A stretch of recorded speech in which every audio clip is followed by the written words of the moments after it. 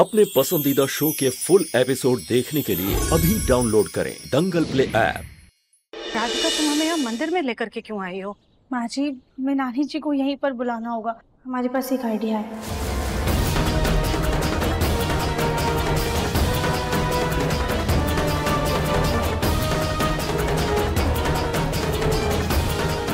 ले लीजिए माँ जी, बुलाइए नानी जी को।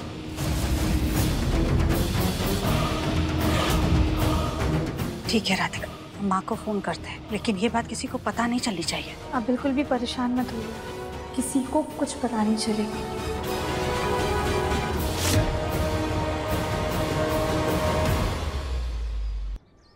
हेलो वृंदा,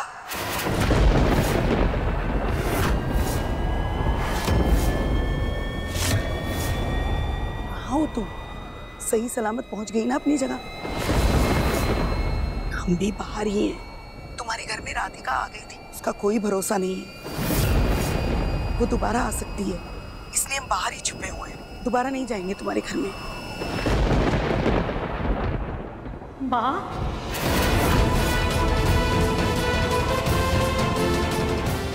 माँ, हम बोल रहे हैं सुजाता। सुजाता? तू? हाँ माँ, आप कैसी हैं? आपने ऐसा क्यों किया माँ? हम आपको कितना याद कर रहे थे, आप हमसे आकर के मिली। बेटा, हम ठीक हैं। आप कहाँ हैं? आप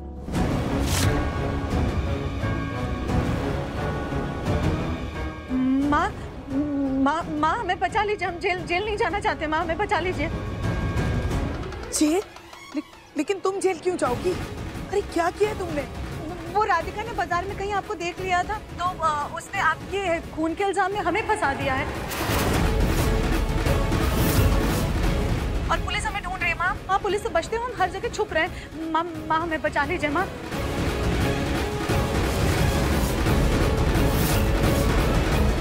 पुलिस?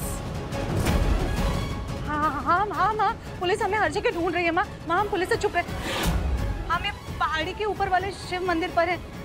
प्लीज हमें बचा लीजिए माँ।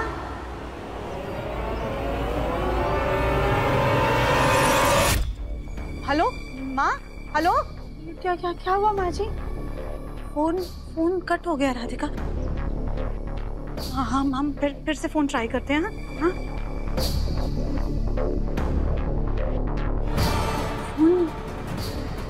फोन स्विच ऑफ आ रहा है। पता नहीं माँ हमें बचाने के लिए आएंगी कि नहीं।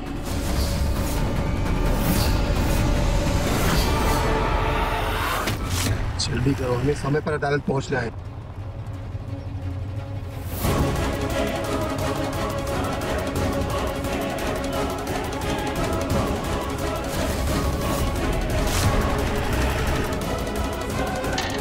सर लगता है ब्रेक फेल हो गया।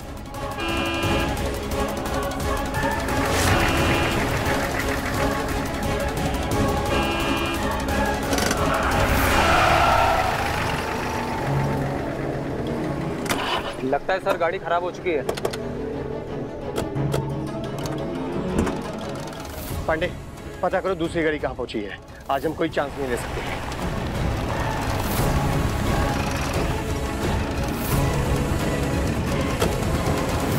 माँ जी, आप नानी जी को बेहतर तरीके से जानती हैं। आपको क्या लगता है वो आएंगी कि नहीं? हमारी माँ हमसे बहुत प्यार करती है राधिका। वो सख्त जरूर है, लेकिन हमें तकलीफ में नहीं देख सकती। वो जरूर आएंगी। ठीक है, फिर हमें इंतजार करना होगा।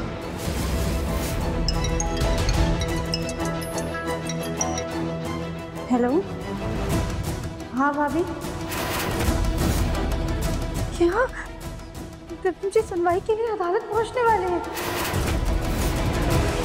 ठीक है भाभी, जैसे ही सुनवाई शुरू होगी ना, आप प्लीज हमें फोन कर दीजिएगा। जी। अच्छा, तो इसका मतलब कली घर की विभीषण है, वो तुम्हारी मदद कर रही थी। माँ जी, ये सब हम आपको बाद में बताएंगे, लेकिन आप प्लीज एक बार नानी को वापस से फोन कीजिएगा। उनका यहाँ पर आना बहुत ज्यादा जरूरी है। दिव्यम जी अदालत पहुँचने वाले हैं, उनकी सुनवाई शुरू होने वाली है। ठीक है, हम माँ को फिर से फोन ट्राई करते हैं।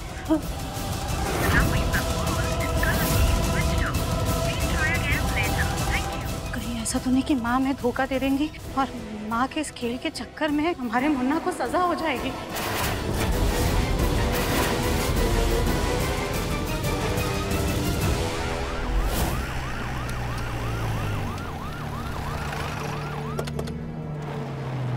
चलो बाहर आओ।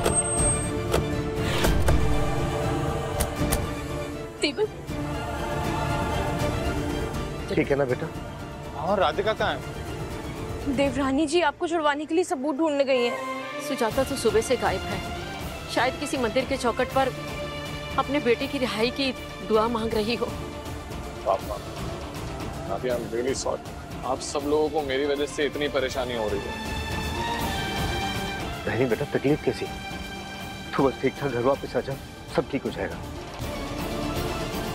ओके सर, अभी बात मेरे बेटे की सुनवाई, कोई तो सबूत मिला होगा ना? कुछ सोचा है आपने? मेरे बेटे को नहीं खो सकते।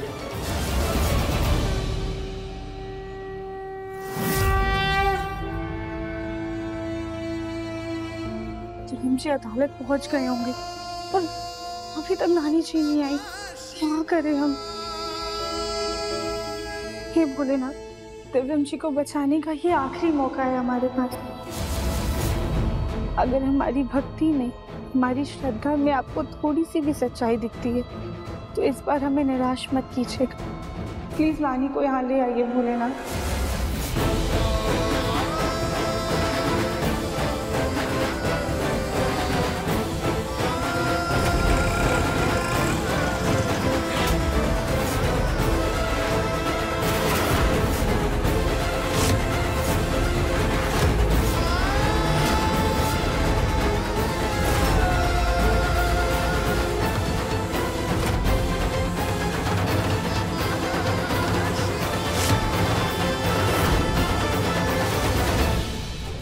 राधिका, माँ आ गई। तुम जाओ कहीं जाकर, जाओ पिलर के पीछे छुप। हाँ माँ जी, लेकिन उससे पहले क्या राधिका?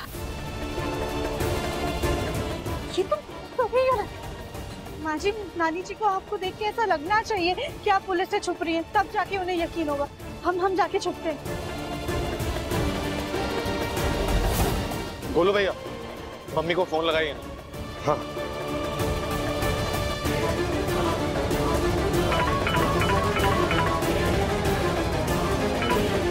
हेलो हेलो चाची जी, अब दिव्यम को आपसे कुछ बात करनी है। बोलो, अभी हम किसी से बात नहीं कर सकते। तुम बस कुछ भी करके कुछ वक्त के लिए हेयरिंग को रोक करके रखो। हम मुन्ना को बचाने का सबूत साथ में लेकर के आ रहे हैं।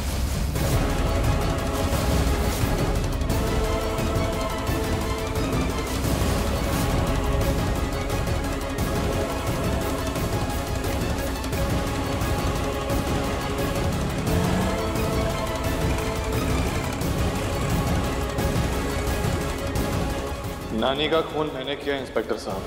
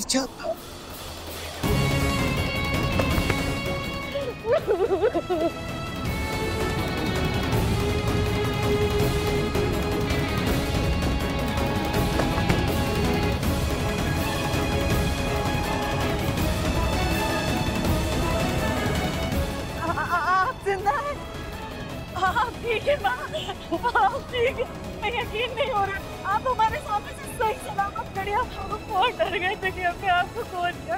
हम आपके बिना जीने की सोच भी नहीं सकते थे, हम तो खुद को मारने।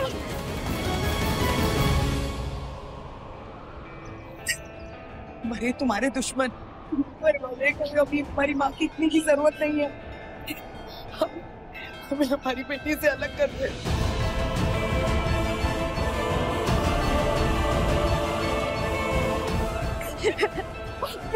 ठीक है, ठीक है, ठीक है माँ, ठीक है, ठीक है। चुप हो जाओ सुजाता, हम आ गए हैं ना, सब ठीक कर देंगे। हम माँ जी की भावनाओं को समझ रहे हैं। मृत माता पिता अगर पुनर्जीवित होकर आ जाए, बस बच्चे यही चाहते। अगर उनकी ये इच्छा पूरी हो जाए तो उनको संसार की सारी खुशियां मिल जाती।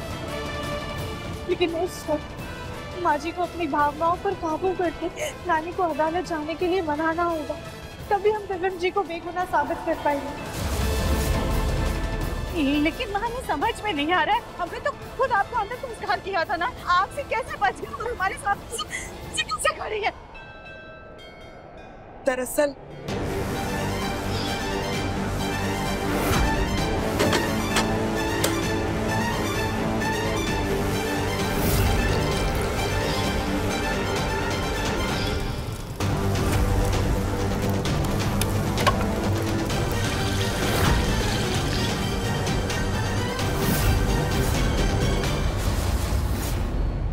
से, लेकिन आपको ये सब नाटक करने की क्या जरूरत थी? जब किसी खूबसूरत बागीचे में जंगली घास उगाती है ना, तो उसे उखाड़ कर फेंक दिया जाता है। उसे बागीचे का हिस्सा नहीं मान लेते। राधिका भी इस परिवार के लिए एक जंगली घास थी जो हमारी आंखों में चुभती रहती थी।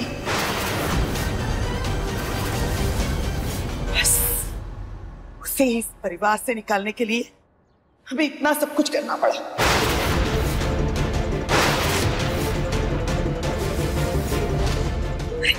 हम तो ये चाहते थे कि अपने मरने का इल्जाम उस पे लगा के उस राधिका को फांसी के तख्ते तक पहुंचा दें। लेकिन जब होश आया तो पता चला कि उस राधिका को बचाने के लिए हमारा मुन्ना खुद जेल चला गया। नानी जी को हमसे इतनी नफरत कि अपने घर वालों से दूर करने के लिए उन्होंने अपनी मौत का इतना बड़ा खेल रचा। माँ, जो होना था सो हो गया, अब ये सब छोड़िए, बस आप हमारे साथ चलिए और मुन्ना को बचा लीजिए। माँ, मुन्ना को बचा लीजिए।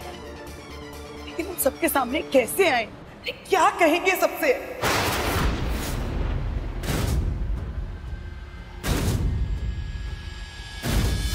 हम बताते हैं।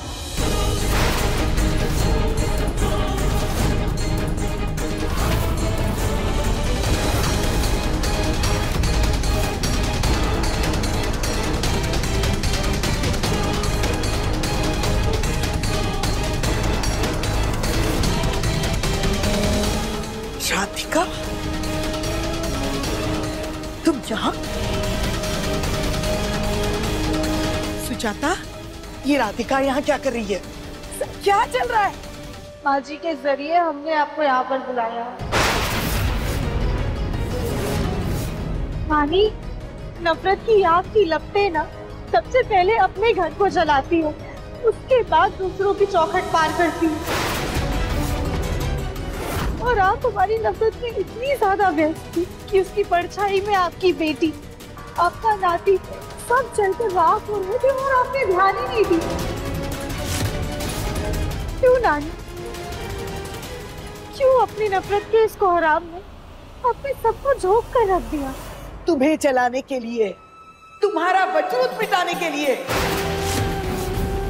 हमारे दिव्यम के पैर की धूल के बराबर भी नहीं थी तुम तुम उसके सर का ताज बन गई। हमारे सामने खड़े होने की औकात नहीं थी तुम्हारी। तुम हमसे रिश्ता जोड़ बैठी। फिर तुम तो एक ऐसी दीमक हो जिसे मिटाने के लिए अगर हम ये सब ना करते ना, तो तुम हमारे परिवार को खोखला कर देती।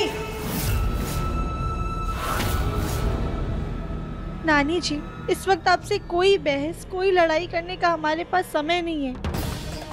हम बस आपसे हाथ जोड़ करके विनती करते हैं कि आप हमारे साथ अदालत चलिए और दिव्यम जी को वहाँ से रिहा करवाइए।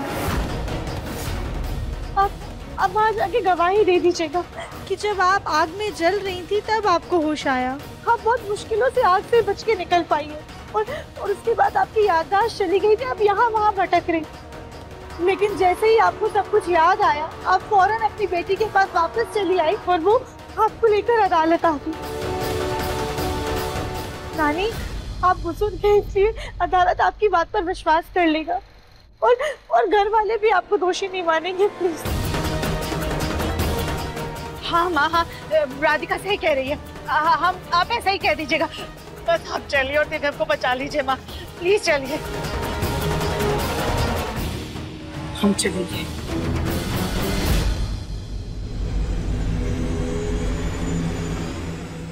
लेकिन क्या नानी? लेकिन हमारी एक शर्त है।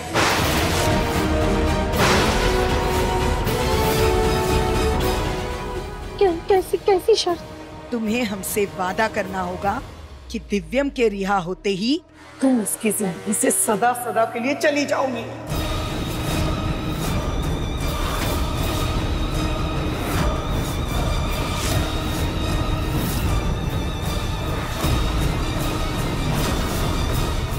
Radhika Bansal, I love you.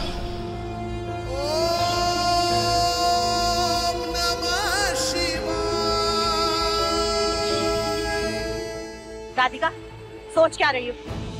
क्या तुम्हारे लिए तुम्हारा रिश्ता इतना ज्यादा जरूरी है कि उसके आगे हमारे बच्चे की जान कुछ नहीं? तुम्हारे लिए बंसल्स की बहू कहलाना इतना बड़ा है कि तुम उसके लिए हमारे बच्चे की जान दांव पर लगा दोगी? जल्दी फैसला करो राधिका, वक्त हाथ से निकला जा रहा है।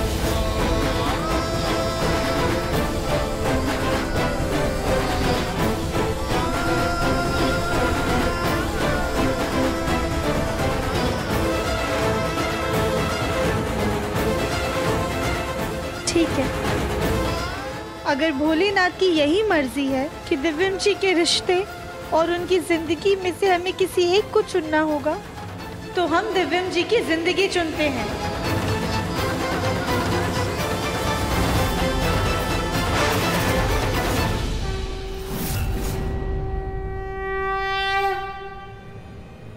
रानी, हमें आपका फैसला मंजूर है।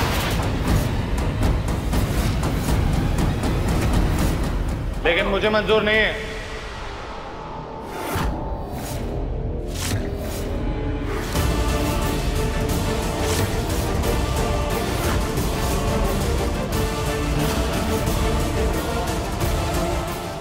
दिव्यम जी, आप?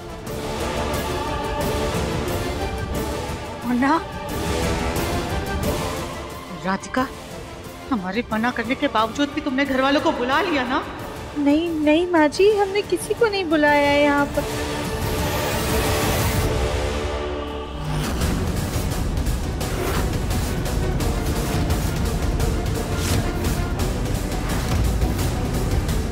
आपकी ये शर्त आपके प्यार और आपकी शख्सियत की तरह है नानी, एकदम खोखली और बेईमानी। किसी जिंदा इंसान के लिए मौत की सजा नहीं सुना सकती कानून।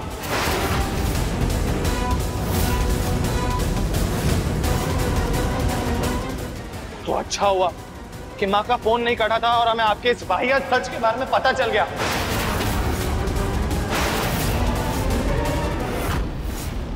वरना आपकी इन मीठी मीठी बातों के पीछे छुपी हुई कड़वी सच्चाई हमें कभी पता ही नहीं चलती।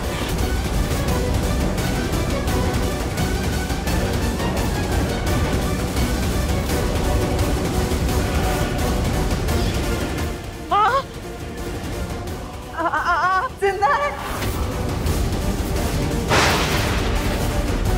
मिल लिए ना अपने परिवार से, अब चलो, सुनवाई का वक्त हो रहा है।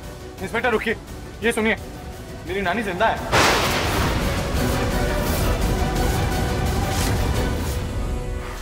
अब देखिए मन अति सुंदर दंगल प्ले पर टीवी से पहले।